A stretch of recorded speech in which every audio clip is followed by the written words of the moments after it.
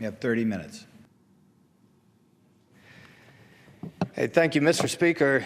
I appreciate the opportunity to address the House, address the country this afternoon, and to do so with a colleague of mine from Alabama, Mr. Byrne, and from Illinois, Mr. Davis, to draw contrast between the view of government represented by our side of the aisle and that we heard last night from our president. A president who seemingly ignored the will of the people as expressed in the ballot box in November and instead doubled down on an agenda that we believe on our side of the aisle is the wrong view of government and the wrong direction for our nation. So I rise with my colleagues today to talk about just a few of the very substantive points and to do so very constructively and to present why we have a different view of government and why we think that is important. And I would start by suggesting this. If we think about what the president said last night, in his words, his quote, the president declared from the rostrum that no challenge poses a greater threat to future generations than climate change. Now, I understand the sympathetic position on climate change. I am from a coastal state, and frankly, I am a member of the Republican Party who believes the climate is indeed changing. But I do not believe that the greatest challenge facing our future generation is that of climate change. In fact, you can hearken back to the words of Thomas Jefferson. He had a very different opinion than our president had last night. He said, public debt is the greatest of dangers for our nation to fear. And I would suggest that Jefferson was right. The greatest threat to our future generations is actually economic security and domestic security. So I'd like to speak for just a couple of moments about that and allow my colleagues to talk about other portions of the president's remarks. Let's first talk about the long-term threat to our economic security, our national debt, a topic that was completely ignored in the president's address to the nation last night. Understand the significance of where we sit historically when it comes to the national debt. When this president took office, our national debt was just over $10 trillion. Meaning it had taken 220 years for our republic, 220 years, to accumulate just over $10 trillion in debt, a number already far too high.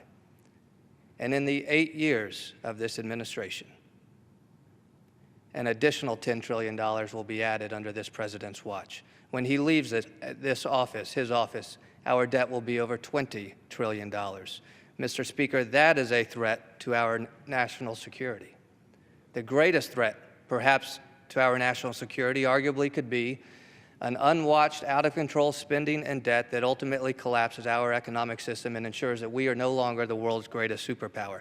In fact, George Washington himself admonished that we have a moral obligation to pay off our debts during the life of the majority, during our lifetime. And so rather than hearing from a president that doubled down on a very progressive agenda and to suggest with a rare audacity as he did that our nation is fine, that conflicts and wars are over, our economy has returned, we have faster job growth than European nations, and yet the president has suggested last night that he wants to grow our government in the very same manner that these European nations now have today. Rather than tell us how to grow a government we already can't afford, I would ask the president to present a plan to pay for the government we already have. The greatest threat to future generations is not climate change, it is our economic security, and it is also our homeland security. Many on this side of the aisle have grave reservations about the president's current plan to combat the war against ISIS or ISIL, against radical extremist terrorists who intend to bring harm to the United States. That is a threat. That is a real threat.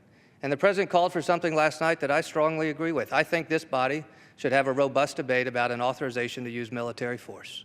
We owe it to the American people who sent us here to represent them on this very critical issue of what is our national policy to protect our homeland, to protect American lives.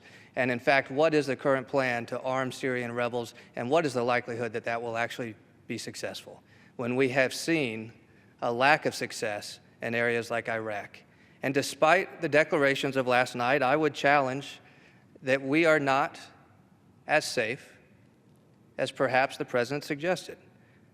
From the Middle East to Africa to Paris to Yemen, to our very own border. What is that plan? Because House Republicans passed a border security bill that reflected the will of the people last July. And yet we heard nothing last night, not a single comment about how to secure our border. It is a sharp contrast. We heard about negotiating with Iran. We heard about releasing prisoners from Gitmo. We heard nothing about securing our borders and securing our homeland.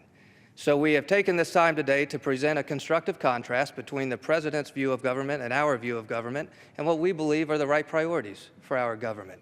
And I'm pleased to be joined by my colleagues today, and I would recognize now, for as much time as he would consume, my colleague, Mr. Davis from Illinois. Thank you.